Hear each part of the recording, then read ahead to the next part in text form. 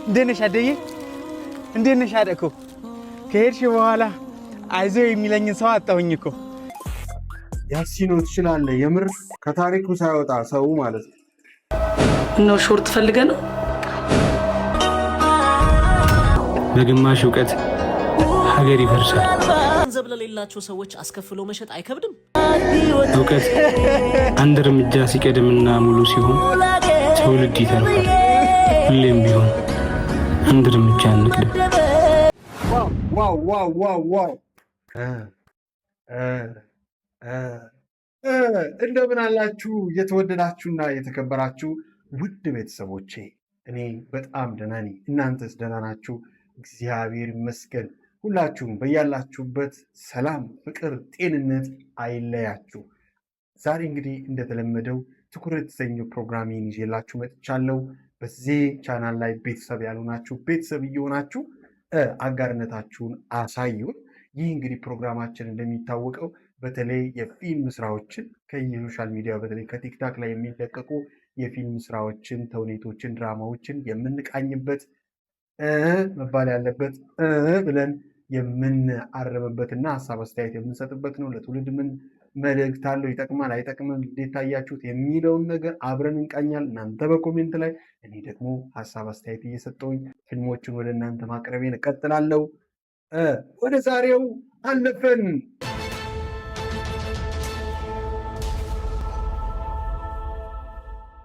ወደ ዛሬው ቪዲዮአችን ስናልፍ የምናገኘው ያሲኖን ነው። እየመከርኩኝ ነው ያሲኖ እንግዲህ እየመከርኩኝ ነው በሚል እንግዲህ አነጋጋሪ እንደሆነ ይታወቃል። በፊትም የሚሰራቸው ስራዎች እጅግ በጣም ድንቅ ናቸው፣ አስተማሪ ናቸው። አንዳንዱ ሴትና ሆኖ የሚሰራበትን ብቻ በግል ስሜት አልወደውም፣ አልደግፈውም ማለት ነው። ግን ሌሎቹ ስራዎቹ በጣም ይመቹኛል። ያሲኖ በዚህ አጋጣሚ በርታ ለማለት ፈልጋለሁኝ። አነጋጋሪ በተለይ ዳሽን ባንክ እንግዲህ አዋርድ ማዘጋጀቱ ይታወቃል። አብዛኛዎቹ ተውኔት እየሰሩ እንግዲህ እየለቀቁ ይገኛል። ምርጫ እስከሚያዳግተን ድረስ እንግዲህ ብዙ ፊልሞች እየወጡ ይገኛሉ። አጫጭር ከ3 እስከ 4 ከ4 እስከ 12 ደቂቃ ባሉ ማለት ነው። ዛሬ ሁለቱን እንመለከታለን። የመጀመሪያ የያሲኖ እንመልከት። አበባ ስጠኝ። የለም የ50 ብር አበባ ስጠኝ። የለም የ50 ብር አበባ ስጠኝ። የለም የአበባ አበባ አሰማም እንዴ! ዋው ያሲኖ ዋው! ነጠፈው። ምን ይሰራል ከአበባ? አንተ እብድ! ማማ ናፍቃኝ መቃብር ጋር ልሄድ። ወይኔ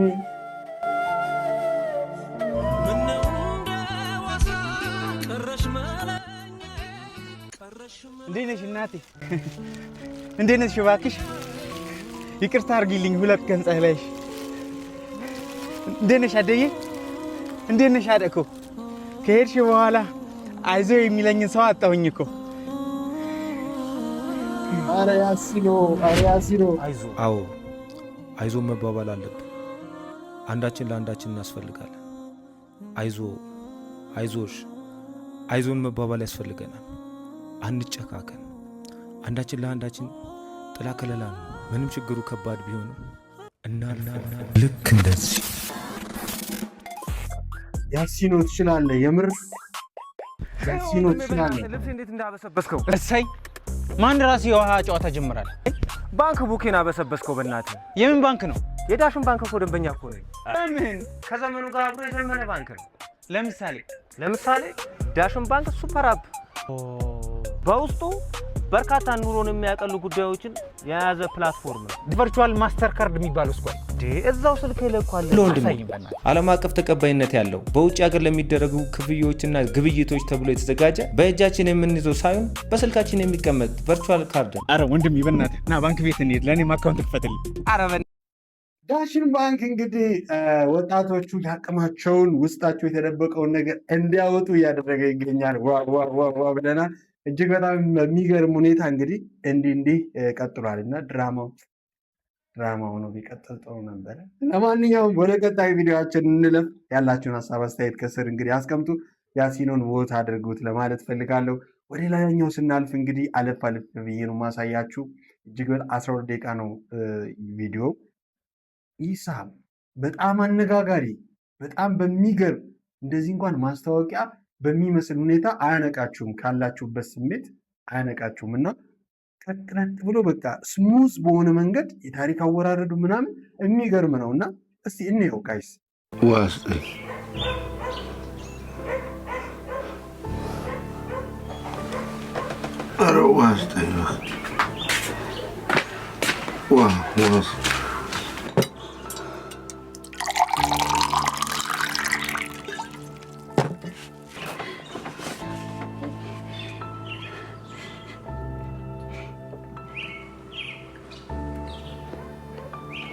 ለምን አትየው? አንተ ልጅ ምንድን ነው የሆንከው? ምንድን ነው የሆንከው? ምንድን ነው እሱ እንደዚህ ጨካኝ? ኧረ ምን ያደረገ? እንዲሆንኩት ለብቻዬ የምታመመው ለአንቺ ብዬ ነው። ለምንድን ነው ያልሰራው? ግማሹን እንዲሰራልህ ነው። አውቃለሁ እኮ ነገም ጨርሰህ አትመጣም እንዴ? የነገም በምን አወቅ? ጭራሽ ለእኔ መልስ። ተነስ እናውጣ፣ ተነስ። እንዴ እውነቱን እኮ ነው። አንተ መምህር እንጂ ጠንቋይ አይደለ። ነገ ጨርሶ ያስገባላል። ይሄን እናንተም አልሰራችሁም አይደለ? ኧረ ቲቸር ነገ አንድ ያልከን ነገ እናሳያለን። በቃ ዝበል። ተነስ እናውጣ፣ ቀጥል። ኧረ ቲቸር አንተ ተነስ፣ ተነስ። ፋቴ ወይ እንዴት ነህ? እግዚአብሔር ይባርክ። ሰላም ነው? እግዚአብሔር ይባርክ። አዎ ሰላም ነህ? አለን። እንዴት ነው ትምህርቱ? ትምህርት አሪፍ ነው። የመመረቂያ ወረቀታችን እየሰራ ነው። ጎሽ። እርግጠኛ ነኝ መቼም በማዕረግ ተመርቀህ ታኮራኛለህ። በዚህ ዓመትማ ግድ ነው። የግድ ነው። እውነት ነው። ቆየሁባችኋል። ሄዳችን ባንክ የተመልቀበል ገብቼ አትነግረኝም ነበር እንዴ? አብረን ዳሽን ባንክ አካውንት እኮ እንከፍት ነበር። ኧረ ባንካቸው ዘምነዋል። ሱፐር አፓቸውን አውርደህ በራስህ ስልክ ራስህ መክፈት ትችላለህ። ኧረ ተው ገላገለች። ደግሞ ትቀመጥበት ሰዓት አለ። ዛሬ አስተማሪው ሴተኛ አዳሪ ቤት ሲገባ እጅ ከፍንጅ መቅረጽ። እኔ ግን እሱ ነገር ምንም አልተመቸኝም። እና ገሬዳችን ሊበላሽ እናውራው አንድ ላይ ሄደን። እሱን በንግግር ማሳመን የማይሆን ነገር ነው። አንተ አታቆም እንዴ? ይኸውልህ ዲኑ ጋር ከከሰስ ነው መፍትሄ አለ። ከሰኑስ ከሱ የተሻለኛ የሚያምን ይመስላል። ስማ ለሌሎች አስተማሪዎች አቀሳስሮ ግሪዳችንን ነው የሚያበላሸው። እርግጠኛ ነኝ መቼም በማዕረግ ተመርቀህ ታኮራኛለህ። መመረቅ ደግሞ ይግድ እንጂ ሳይረፍድብን ነው።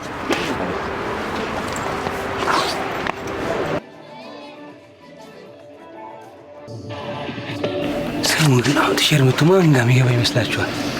ያቺን አያት ወፍራሟ ጋሌ ስለሚወድ እሷን ይዞ የሚገባ ነው። አይደስ ታስጠላ። እሷ ጋር እንኳን አይገባ። ሲጀምር ሴት የሚመርጥ አይመስለኝ። ያገኙን ይዞ ነው የሚገባው። እኔ ግን አስተምቸኝ የሚቀርብኝ እንሂድ እባክህ። እባክህ ወዴት ነው የምንሄደው? ያለበትን ጉዳይ ሳንይዙ ነው የምንሄደው። ኧረ በለው ከዚህ ሁሉ ሰው አልፎ ይዟት የሚገባ ወንድ ተገኘ። አንተ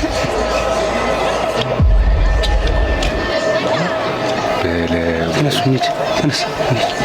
ወዴት ነው የምንሄደው? የመጣንበትን ጉዳይ ሳንይዙ አንተ እንሂድ ያልኩህ አይደል እንዴ? ና ተነስ።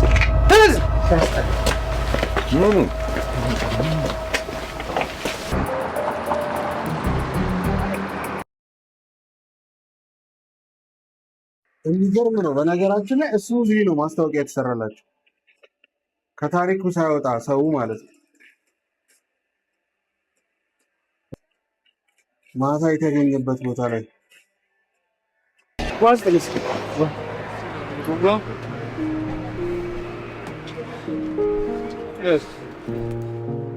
እንደውም ሲጋራ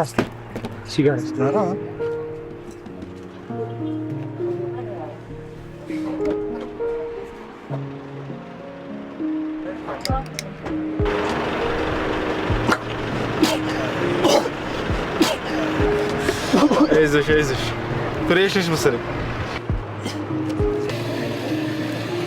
እንግዲህ እንዲህ እያለ ይህ የኢሳም ካራክተር አባቱን እየተከታተለ በስተመጨረሻ እንግዲህ አባትና ልጅ ሆድና ጀርባ ይሆናሉ ማለት ነው። እንዴት እናቴ ላይ በዚህ መልኩ ትማግጣለህ ወይም ይማግጣል በሚል ሱስ ይጀምራል። በራሱ ዓለም ውስጥ ይገባል። ትምህርቱም ሁሉም ነገር ፌል ያደርጋል። ከዛ በኋላ አባቱን ጠልቶት ነው እንግዲህ የምናየው። ከመጀመሪያ ጀምሮ ውሃ ስጠኝ እንኳን ሲለው ውሃ ለመስጠት ፈቃደኛ ይሆናል ለአባቱ እና አባቱን እንደ ጠላት ይቆጥራል። ያን ያህል ፍቅር የነበረው ቤተሰብ ያን ያህል የሚወደውን አባቱ ላይ ጨካኝ ይሆናል፣ አረመኔ ይሆናል። እናትየውም ግራ ትጋባለች። በስተመጨረሻ እንግዲህ በዚህ ሁኔታ እየቀጠለ ሱስ ውስጥም ጓደኞቹ ጋርም እንግዲህ የማይሆን ነገር ውስጥ ይገባል። ከዛ ከዕለታት አንድ ቀን እንግዲህ አባትየው መድኃኒት ያልቅበትና መድኃኒት እንዲገዛ እናትየው ትልኳለች ማለት ነው። ያንን የመድኃኒት ብር ይዞ ወዴት ይሄዳል? ወደ መጠጥ ቤት ይሄዳል ማለት ነው። እህቱ ተከትላው ትመጣና ከዛ በኋላ እንዴት ትለዋለች?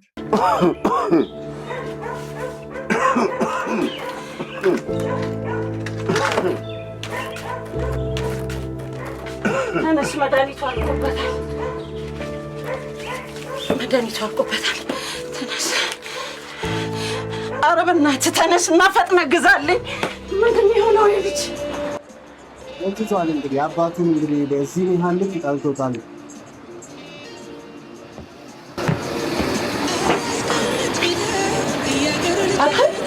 እማዬ ይዛ መድኃኒቱን ይዛ ይመጣል ብለህ ትጠብቃለች። አንተ እዚህ አሁንም ጠርሙስ ውስጥ ተደብቀሃል አይደለ? ያው ገብቼ እገዛለሁ። እናንተ ራስ ልትጦሩ እንዴ? እና ተነሳውን እንሂድ። አንተ ደግሞ ሂሳብ ንገረኝ። ከዛ ወደ ቤት እንግዲህ ይዛው ትመለሳለች ማለት ነው። በዳሽን ሱፐር አፕ እንግዲህ እየተገበያያችሁ እያሉ የዳሽን ማስታወቂያ ከሰሩ በኋላ ቀጥታ መድኃኒቱን ይዘው ወደ ቤት ሲመለሱ የማይጠብቁት ያልጠበቁት ነገር ይከሰታል ማለት ነው።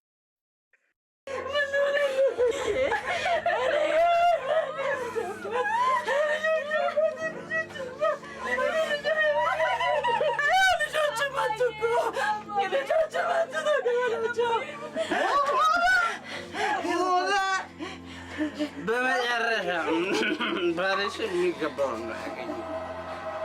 ውጣልኝ አንተ ሰይጣን! ሐዘኔ ልዘንበት! ውጣልኝ! አታዋርደኝ! ሐዘኔ ልዘንበት! ውጣልኝ! እንግዲህ አባቱ ሞቶ በስተመጨረሻ ትክክለኛው ነገር ሆነ፣ ተገላገልሽ ብሎ በስካር መንፈስ ተናግሮ ተመልሶ እንግዲህ ከጓደኞቹ ጋራ አሁንም ሱስና ስሜት ውስጥ እናገኘዋለን። አባቱ ሞቷል። እሱ ግን ያለው በራሱ ዓለም ውስጥ ነው። አባቱ በሞቱ በጣም ደስተኛ ሆኗል። እንኳን ሞተ ተገላገልኩት። ሁሌ እያየሁት በእናቴ ላይ የሚፈጸመውን ኃጢአት ከማየት ነው የገላገለኝ።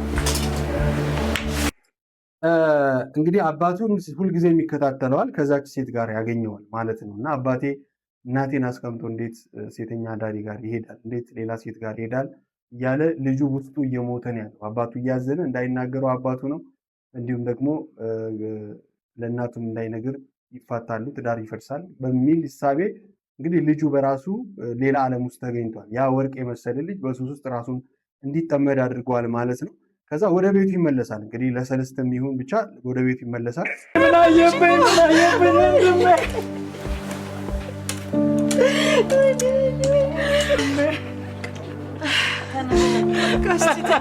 መሽቷል።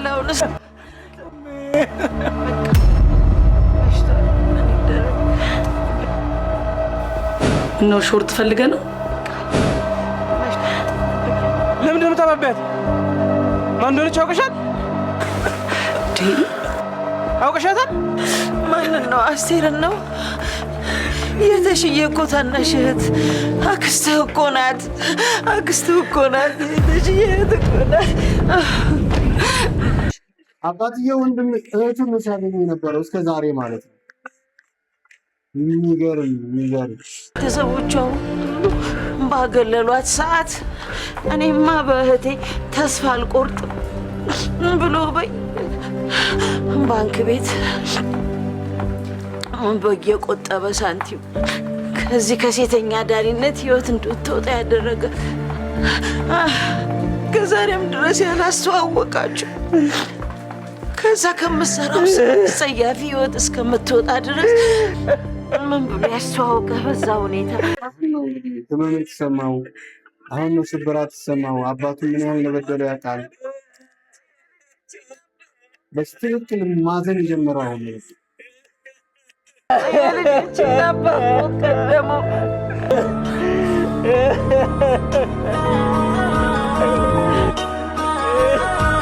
ባለማወቅ እርምጃ ተቀደምኩና ያወቅኩ በመሰለኝ ግማሽ እውቀቴ አባቴን፣ ቤተሰቤን እና ራሴን አጣሁ።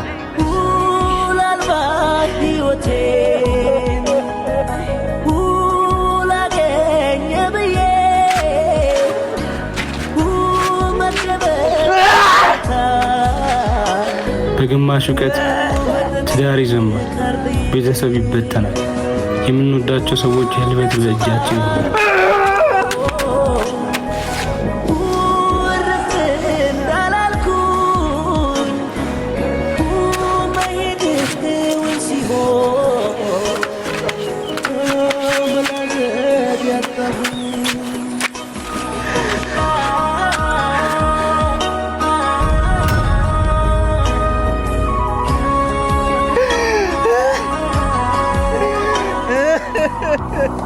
በግማሽ እውቀት ሀገር ይፈርሳል። እውቀት አንድ እርምጃ ሲቀድምና ሙሉ ሲሆን ትውልድ ይተርፋል። ሁሌም ቢሆን አንድ እርምጃ እንቅደም። ዋው ዋው ዋው ዋው ዋው! ሳም ትችላለህ። አንደኛ ነው። ገብታችሁ ይሁ ቦት አድርጉት። እኔ ተመችቶኛል። ከሁሉም ኢሳም ይህንን አዋርድ ይብላው። በቃ የኔ ድምፅ እሰጣለሁ። እጅግ በጣም የሚያስገረመኝ ነገር በግማሽ እውቀት ሀገር ይጠፋል እና አንድ እርምጃ እንቅደም። እኔ አባቴን ባውቀው ኑሮ ወይም ደግሞ ቀድሜ ብጠይቀው ኑሮ ለምን እንደዚህ ታደርጋለህ ብዬ ብጠይቀው ኑሮ እውቀት ይኖረኝ ነበር። አባቴን አልጠላም ነበር።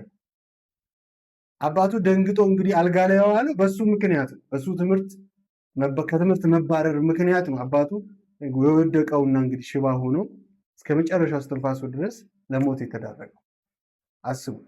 የልጅ ተከታትሎ ያንን ነገር ማየት፣ ያንን ስህተት አይቶ አባቴ ለምንድነው ስህተት የምትሰራ ብሎ አባቱን አለመጠየቁ፣ ቁጭ ብሎ ቤተሰብ እንደ ቤተሰብ ባለመነጋገራቸው እንግዲህ ቤተሰብ ፈረሰ ማለት። ቤተሰብ ማለት ሀገር ነው። ዛሬም እንደ ሀገራችን ያለችበት ህመምም ቁጭ ብለን አለመነጋገር ነውና ትልቅ መልእክት ያለው ነው። ቴንኪዩ። ለዚህ ፊልም ያላችሁን ኮሜንት ከስራ አስቀምጡልኝ። ያስተምራል። አንድ እርምጃ ቀዳሚ የዳሽን ባንክን ማስታወቂያ እዚህ ጋር አስገብቶ እንግዲህ በህይወት አንድ እርምጃ እንቅደም፣ በእውቀት አንድ እርምጃ እንቅደም፣ በፍቅር አንድ እርምጃ እንቅደም፣ እንደ ቤተሰብ እንደ ሰው እንኑር ነው የዛሬው የፊልማችን መልእክት። ወደ ሌላ እንለፍ። አልተመቸህም እንዴ? ነው ጠግቤ ነው። ከፍ ይበል።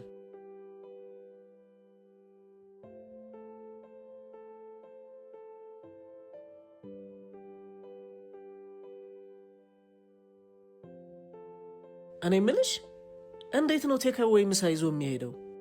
ማለቴ ሲታይ ምስኪን ነገር ነው ሰውየው። ዋጋውን እንዴት ቻለው? አይ የሱ ተመላሽ ምግብ ስለሆነ ብዙ ሙድ አይደለም። አልገባኝም። ተመላሽ ምግቡን ነው የምትሸጡለት? አዎ። ገንዘብ ያለው ሰው ከፍሎ ያስተረፈውን ምግብ ድጋሚ ገንዘብ ለሌላቸው ሰዎች አስከፍሎ መሸጥ አይከብድም? እኛ ታዛዦች ነን። ባለቤቱን ጠይቀው። ደሞ ሚስጥር አውጣሽ ተብዬ እንዳታስባረረኝ። የሰው ልጅ ልቡ ሲደነደን ማስተዋል ሲጎድለው ገንዘብን ሲያፈቅር እንዲህ ይሆናል። የተከፈለበትን ምግብ ቁርስ በልቶ ራት መድገም ህንፃ ሰርቶ የማስመረቂያ ያለ ከበደው ምስኪን ለተራበው ወንድሙ ድጋሚ ያስከፍሎ ይሸጣል። ሁላችንም ልብ የማንለው ከዚህኛው ዓለም ወደማይቀረው ዓለም ስንሄድ ይዘነው የምንሄደውም ጥለነው የምንሄደውም ስራችንን ብቻ መሆኑን ነው። ምድር ላይ ጥለነው በሄድነው ስራችን ሰዎች ወይ ይወቅሱናል ወይ ያሞግሱናል። ይዘነው በሄድነው ስራችን ፈጣሪያችን ወይ ያጸድቀናል ወይ ይኮንነናል። እንዲህ የምታደርጉ የሬስቶራንትና የሆቴል ባለቤቶች እግዚአብሔር አምላክ ልቦና ይስጣችሁ። ይሄን ቪዲዮ ሁላችሁም ሼር እንድታደርጉ በፈጣሪ ስም ጠይቃችኋለሁ። ይህ በከተማችን ውስጥ ያለ ሀቅ ነውና። ዋው! እንግዲህ ባርኮት በስራዎቹ እጅግ በጣም መደነቅ ያለበት ልጅ ነው እና እንደ አንድ ፊልም ባለሙያ ሆኜ ስመለከተው በጣም መንፈሳዊ ቅናት ቀናበታለሁ። ጎበዝ ነው፣ ጠንካራ ነው እና መልእክቶቹ እጅግ በጣም እይታዎቹ በጣም የሚገርም ነው እና አንደኛ መልእክት ነው። ጥሩ ነገር አግኝታችሁበታል ብዬ አስባለሁ። የባርኮት ላላችሁን እስቲ ፍቅርና አድናቆት በኮሜንት ላይ አስቀምጡልኝ። እንግዲህ ወደ ትዝብታችን እናልፋለን። የመጨረሻው ጊዜም እንደምናደርገው የትዝብት እንግዲህ እንታዘባለን እና በትኩረት የተመለከትነውን የምንታዘበውን ነው የምናሳያችሁ። እንግዲህ ይህንን ቪዲዮ እንመልከት። ወይኔ ፍቅር! በስመ አብ ወልድ መንፈስ ቅዱስ። ይሄማ በህልሜ ነው። ትናንት ከሀይሚ ጋር እንዲህ ስትታይ እንደነበር አይቻለሁ። መቼም ይቅር አልልህም። አንቺ ከማን አባሽ ጋር ነው እንደዚህ የምታወሪው? አቤል ይባላል። ፍቅረኛ ነው። በጣም ጥሩ ልጅ ነው። ፍቅረኛ? የምን አባሽ ፍቅረኛ ነው? ገና ከመሬት ከፍ ሳቲ። ወይኔ ጉዴ ፈላ። ምንድን ነው? ነይ ወደዚህ ውጪ። ምንድነው? ልጅቷን ልገላት ነው እንዴ? ዛሬማ እገልሻለሁ። እኔ ወደዚህ ቴዲ፣ ቆይ ምን አድርጋ ነው? ኧረ እሷ ያለችውን እንኳን ለመናገር ለማሰብ ይከብደኛል። ድሮም የሚዋደዱ ሰዎች ማለት የቤተሰብ ጣልቃ ገብነት ያለ ነው። ያንተ ግን ባሰ። ምን እኮ አንቺማ በእጄ ነው የምትጠፊው። አረ ተረጋጉ፣ እኔስ ቀልድ ነው። ቀልድ? እኔ እንኳን ማላውቀውን አማርኛ ማን ሲል ሰምተሽ ነው? እስቲ አንተ ቆይ ተረጋጋ። ቆይ ማን ሲል ሰምተሽ ነው አንቺ? በመጀመሪያ ማታ ድራማ ላይ ያዩትን እየተለማመድኩ ነበር። ከዛ እሱ ሲናደር ሳይው ደስ አለኝና ቀጠልኩበት። ወይ የዘንድሮ ልጅ፣ አንቺ በዚህ ሰዓት ትምህርትሽ ላይ ነው ማተኮር ያለብሽ። እንደዚህ ነገር ለምን ታያለሽ? ኦፍ ተመስገን። እኔ እኮ መጀመሪያ ስታወራ ሰማት የቆምኩበት መሬት ነበር የካደኝ። በሉ እናንተ ማተኞች ወደ ቤታችሁ ግቡ። ስማኝ ግን ወንድሜ። እሺ ደግሞ ምን ፈለግሽ? ሪኮ እኮ በጣም ጥሩ ልጅ ናት። ለምን አጥብሳት? ቆይ አንቺ የት ነው የምትይው? ነይ ዛሬማ እገልሻለሁ። አታመልጪኝ። ጭራሽ አጣባሽ ሆና አለፈችው ማለት ነው። እና እንደው በእድሜ የሚመጥን ነገር ለህፃናቶች ብንሰጥ 10 ዓመት ወር ከዛ አታልፍም እቺ ልጅ። እንግዲህ የእኛ ልጆች ደግሞ ሲመለከቱ ኖርማል እየሆነ ይሄድና ወደ ሌላ አቅጣጫ ይሄዳል። በእርግጥ እኛ ማናውቀው ይበዛል። በዚህ ጊዜው እንግዲህ የገነባ ነው እኛ ነን። የሚያዩት የሚመለከቱት ነገር ፌር ስላልሆነ ነው እና መከልከል ሳይሆን ግን በዚህ ልክ ደግሞ በሚዲያ እቺ ልጅ በዚህ እድሜዋ ስለ አፍቃሪያ ስለ ፍቅር ምናምን ስታወራ ማየት ልክ አይደለም ብለን እንግዲህ በትኩረት ለማየት እንደሞከር ነው። ጥሩ አይደለም፣ መልእክቱ ጥሩ አይደለም ለማለት እንወዳለን። ምንም እንኳን ጊዜው ፈጣጣ ቢሆን ልጆችም ምንም ያለው ጊዜ ጥሩ ባይሆንና በጣም እንግዲህ ከምንጠብቃቸው በላይ ቢሆኑብንም ግን ደግሞ በፊልም ደረጃ በተውኔት ደረጃ በዚህ ልክ ካራክተር ሰርቶ ስለ ፍቅረኛ እንድታወራ መጽሐፍ ልክ አይደለም። መታየት ብቻ ካልሆነ በስተቀር ታይቶም የሌላውን እንግዲህ ህፃን አይምሮ ዝግጁ ማድረግ ነው። ድብቁ አይምሮ ክፍላችን ደግሞ ጊዜም ነፃነት ሰጠው በሄደበት ቁጥር ያው የሚያጠፋው ነገር ብዙ ነው። ኮንትሮል ማድረግ ያለብንን ባህላችንን ሃይማኖታችንን ጠብቀን ህፃናቶችን አንድ ማድረግ አለብን ብዬ አስባለሁ እና እናንተም ያላችሁ ሀሳብ አስተያየታችሁን ኮሜንት ላይ አስቀምጡልኝ። የዛሬው የትኩረት ፕሮግራማችን ይህን ይመስል ነበረ። በሌላ በአዳዲስ ስራዎች እንገናኛለን። እስከዛ ድረስ በያላችሁበት ሰላም፣ ጤና፣ ፍቅር እመኝላችኋለሁ። ሰብስክራይብ እንዲሁም ደግሞ የደውል ምልክቷን መጫኗን እንዳትረሱ። የቲክታክ አካውንታችን ከ150 ሺህ በላይ ተከታዮች አሉት። እየገባችሁ እንዲሁም ደግሞ ቤተሰብ እንድትሆኑ በአክብሮት እንጠይቃለን። ሁላችሁም በያላችሁበት ሰላም፣ ጤና፣ ፍቅር እመኝላችኋለሁ። ሰላም።